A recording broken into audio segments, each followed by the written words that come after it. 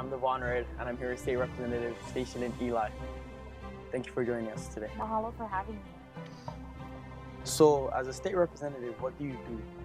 As a state representative, it is my job to take the concerns that our community has with our state and draft legislation to hopefully find solutions to the problems that we have. So, what happens when you have a bill that's first introduced? It starts off as an idea, to address a problem. The bill is drafted, and then from there it is introduced and it is assigned to a committee. And a committee is a small group of legislators who read through the bill, they vet through it, and they also listen to testimony from constituents and community members, whether or not they oppose or support the bill. I know you brought up committees. Are you a part of any committees?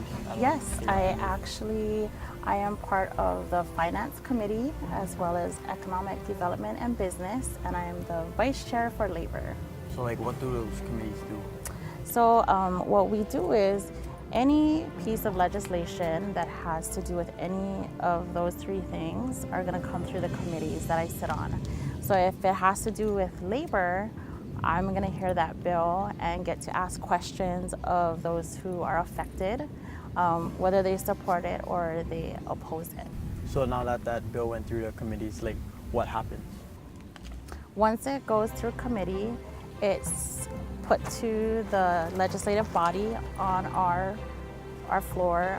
We have what we call a legislative session that goes on, and we vote whether or not to support the bill as it is moving forward. So how is that bill voted on once it hits the legislative floor? We have an agenda that's set, and we just go through each bill and we vote on it. So representatives like myself from other communities would vote whether or not they support or oppose the bill. When the bill reaches the Senate, what happens?